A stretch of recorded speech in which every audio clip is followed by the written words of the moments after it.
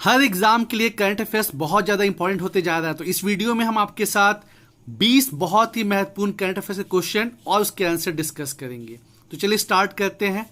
किस संस्था ने साउथ एशिया के लिए केयर प्रोग्राम चालू किया है? केयर जो है इसका फुल फॉर्म क्या है? Climate adaptation and resilience project. तो ये है आपका world bank. Question number 2, state of world's forest report 2020 किन संस्था के द्वारा पब्लिश किया गया?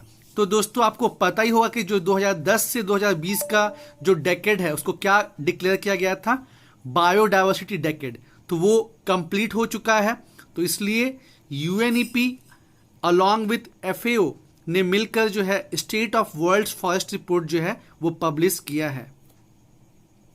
Question number 3, energy transaction index 2020 में भारत का स्थान क्या है?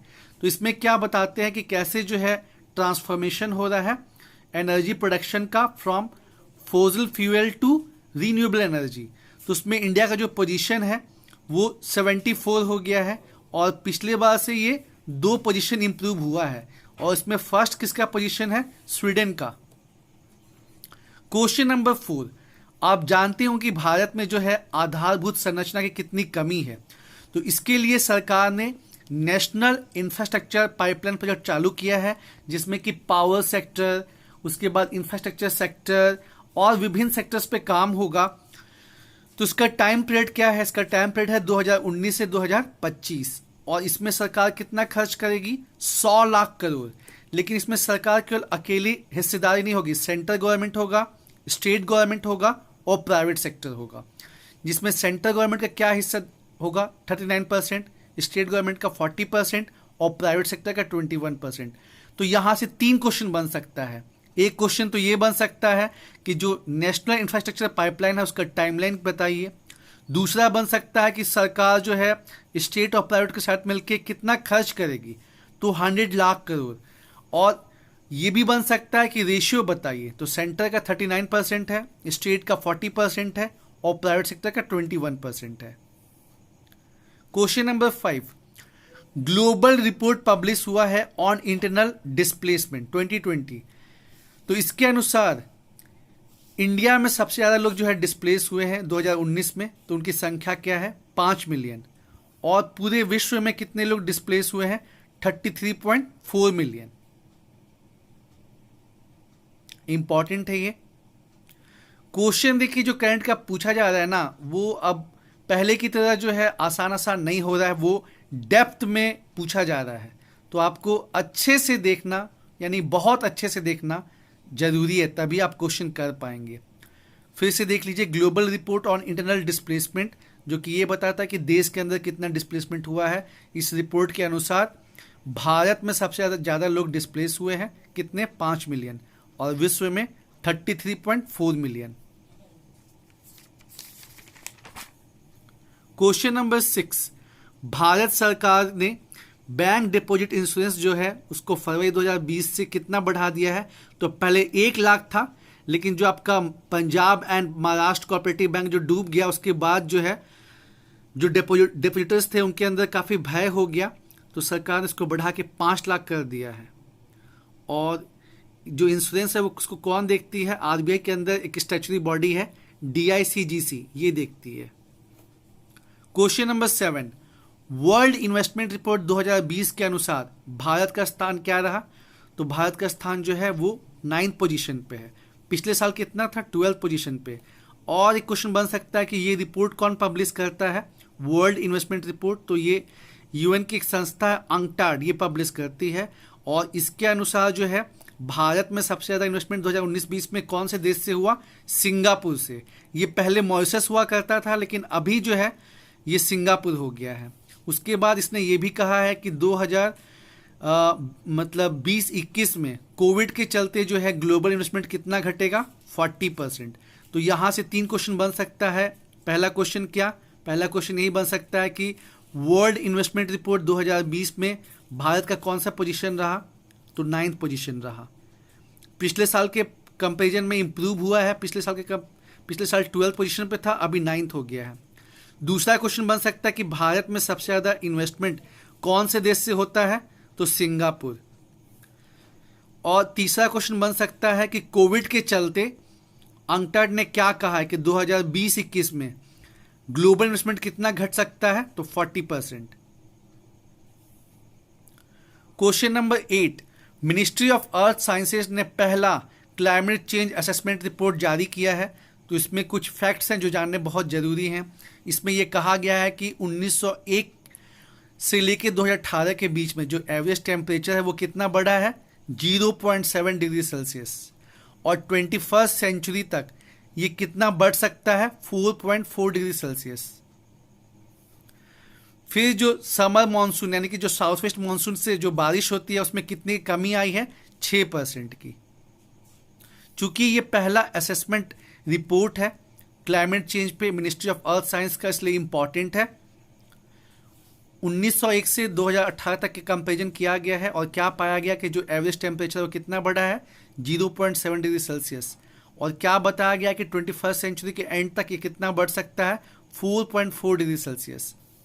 और जो साउथ वेस्ट मानसून है उसकी वजह से डिक्लाइन कितना हुआ है, उसमें कितना डिक्लाइन हुआ है, 6% का। भारत का पहला लाइकेन पार्क कहाँ बना है, उत्तराखंड, और डॉल्फिन ऑब्जर्वेटरी भागलपुर बिहार में। ऐसा जो यूनिक चीज होता है ना, वहां से क्वेश्चन पूछा जाता है। Question number 10, Indian Olympic association का गठन कब हुआ था। तो जो इंडियन ओलंपिक एसोसिएशन है दोस्तों, ये बहुत इंपॉर्टेंट बॉडी है जो कि भारत का ओलंपिक से संबंधित और कॉमनवेल्थ से संबंधित सारे मैटर्स को देखती है। तो इसका गठन हुआ था 1927 में, और साथ ही साथ 1927 में और एक चीज का गठन हुआ है बहुत इंपॉर्टेंट, जिसका नाम है फिक्की, जो कि महात्मा गांधी के कहने पे घनश्याम दास बिरला और उनके साथियों द्वारा किया गया था, और ये इंडस्ट्री से संबंधित चीजों को देखती है।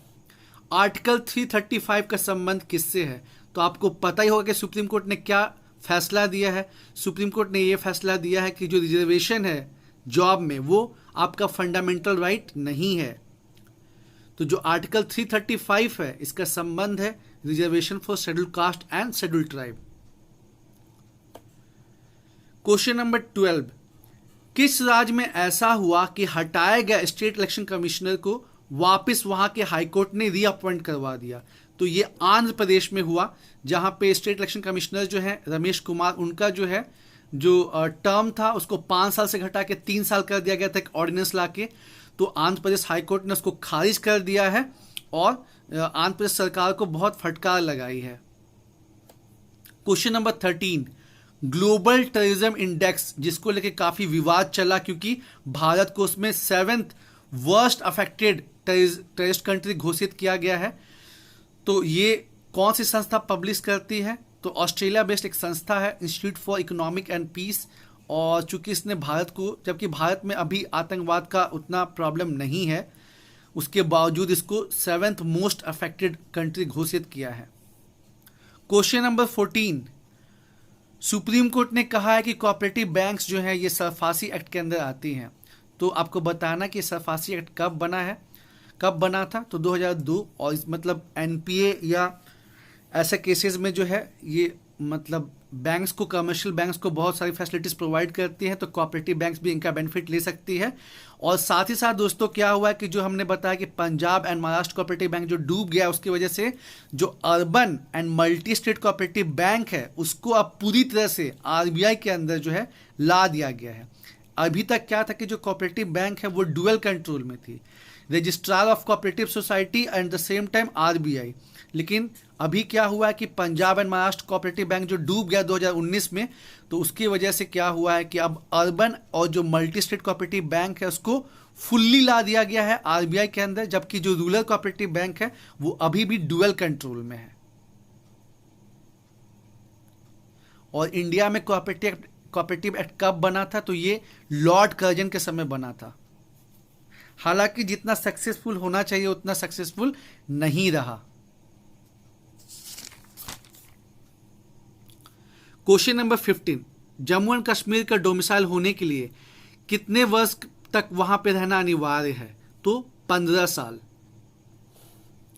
क्वेश्चन नंबर 16, नेशनल पार्क या सेंचुरी में कोई भी आपको बदलाव करना है तो आपको किससे परमिशन लेना पड़ेगा, national board for wild life.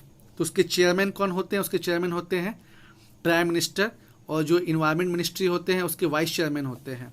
ये एक स्टैचुटरी बॉडी है जिसका गठन 2003 में हुआ था under section 5A of wild life protection act 1972। और जैसा कि मैंने बताया कि आपको नेशनल पार्क या वाइल्ड लाइफ सेंचुरी में कोई भी बदलाव करना है तो आपको जो है इससे परमिशन लेना अनिवार्य होता है। इसमें टोटल मेंबर्स कितने होते हैं? 47। Question number 17, new development bank जिसको हम ब्रिक्स बैंक के नाम से भी जानते हैं, 2014 में इसका गठन हुआ था। इसके नए चेयरमैन बने हैं ब्राजील के मार्कोस ट्रोएजो। इसका हेडक्वार्टर कहां है? संघाई। क्वेश्चन नंबर 18, कमला हैरिस जो कि बहुत ज़्यादा चर्चा में यूएस में, क्योंकि ये मतलब ब्लैक कैंडिडेट हैं जो कि वाइस प्रेसिडेंट की नॉमिनी है। तो ये किस पार्टी को बिलोंग करती हैं? Democratic party. और कहाँ की ये सीनेटर हैं? कैलिफोर्निया। तो चूंकि ये काफ़ी न्यूज़ में है, यहाँ से क्वेश्चन बन सकता है। क्वेश्चन नंबर 19, ईरान की नई करेंसी कौन सी बनी है? तोमान। पूछा जा सकता है तोमान किस देश की नई करेंसी है? Iran. Question number 20, hope on my adventures on boats, trains and planes के लेखक कौन है? Ruskin Bond. एक बार फिर से देख लेते हैं क्वेश्चन नंबर 10 से। इंडियन ओलंपिक एसोसिएशन का गठन कब हुआ था? 1927 में। और इसी 1927 में फिक्की का भी गठन हुआ था महात्मा गांधी के कहने पे। और ये इंडस्ट्रीज का मतलब कामकाज देखती है। आर्टिकल 335 का संबंध किससे है? तो reservation for SC and ST। Supreme court ने यह फैसला दिया है कि जो रिजर्वेशन है it is not a fundamental right. तो उस समय काफी ये न्यूज में रहा।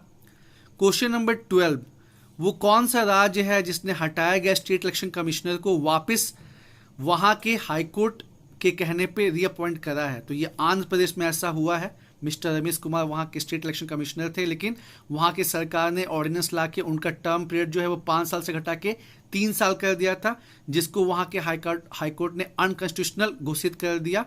और फिर से रमेश कुमार की जो नियुक्ति है वो स्टेट इलेक्शन कमिश्नर के रूप में हुई है। Question number 13, global tourism index 2019 में भारत को 7th most affected tourist country घोषित किया गया है, जो कि काफ़ी विवादों में रहा। ये report Australia based institute for economics and peace के द्वारा पब्लिश की जाती है। क्वेश्चन नंबर 14, सुप्रीम कोर्ट ने कहा है कि कोऑपरेटिव बैंक जो है वो सरफासी एक्ट के अंदर आता है। तो आपको बताना कि सरफासी एक्ट कब पारित हुआ था? 2002 में। साथ ही साथ जो Punjab and Maharashtra cooperative bank fail हुआ 2019 में, तो क्या किया गया है कि जो अर्बन और मल्टी स्टेट कोऑपरेटिव बैंक है उसको पूरी तरह जो है RBI के कंट्रोल में ला दिया गया है। हालांकि जो ग्रामीण कोऑपरेटिव बैंक है वो अभी भी डुअल कंट्रोल में है, रजिस्ट्रार ऑफ कोऑपरेटिव सोसाइटी और RBI। Question number 15, Jammu and Kashmir domicile के लिए कितने वर्ष आपको वहां पे रहना अनिवार्य है? जो 15 साल से वहां पे रह रहे हैं उनको वहां का डोमिसाइल मिल जाएगा। क्वेश्चन नंबर 16, जैसे कि मैंने बताया कि भारत में नेशनल पार्क या वाइल्ड लाइफ सेंचुरी में कोई भी बदलाव करना है तो आपको NBWL यानी कि national board for wild life से परमिशन लेना होता है। इसके चेयरमैन कौन होते हैं? प्रधानमंत्री। और जो NBWL है एक स्टैचुटरी बॉडी है जो कि section 5A of wild life protection act 1972 के अंदर बना है। ये बात ध्यान रखिएगा दोस्तों कि नेशनल पार्क और वाइल्ड लाइफ सेंचुरी तो सरकार खुद से कर सकती है, लेकिन जो बायोस्फीयर रिजर्व है तो उसको यूनेस्को को जो है उसको खबर करना पड़ता है, क्योंकि जो बायोस्फीयर रिजर्व है वो प्रोग्राम जो है यूनेस्को के द्वारा ही चालू किया गया था, MAB program, man and biosphere program. तो ये ध्यान रखिएगा। क्वेश्चन नंबर 70, ब्रिक्स बैंक जिसको न्यू डेवलपमेंट बैंक के नाम से भी जानते हैं, इसके नए चेयरमैन कौन बने हैं? ब्राजील के मार्कोस ट्रोएजो। और इसका हेडक्वार्टर कहाँ पे है? संघाई में। क्वेश्चन नंबर 18, कमला हैरिस जो कि यूएस की वाइस प्रेसिडेंट कैंडिडेट है, ये किस पार्टी को बिलोंग करती हैं? डेमोक्रेटिक। और ये कहाँ के सीनेटर हैं? कैलिफोर्निया। क्वेश्चन नंबर 19, और दोस्तों आपको पता है कि नवंबर में जो है वहां पे प्रेसिडेंट और वाइस प्रेसिडेंट का चुनाव होने वाला है और डेमोक्रेटिक पार्टी की जीतने की बहुत ज़्यादा उम्मीदें हैं, क्योंकि जो ट्रंप जो कि रिपब्लिक पार्टी को बिलोंग करते हैं उन्होंने तो मतलब बहुत ही बुरा परफॉर्मेंस किया है और सभी तबकों को नाराज किया है। तो जॉय बिडेन के जीतने की पूरी संभावना है जो कि डेमोक्रेटिक पार्टी को बिलोंग करते हैं। क्वेश्चन नंबर 19, ईरान की नई करेंसी क्या है? तोमान। इसके पहले रियाल थी और एक तोमान जो है वो 10,000 रियाल के बराबर रहती है। Question number 20, hope on my adventures on boat trains and planes के लेखक कौन है? रस्किन बॉन्ड, जो कि भारत के बहुत ही फेमस राइटर है। तो दोस्तों उम्मीद है आपको ये क्वेश्चन कलेक्शन पसंद आ रहा होगा। हम आगे की वीडियोस में और भी जबरदस्त क्वेश्चंस और आंसर्स और टॉपिक्स डिस्कस करेंगे। धन्यवाद।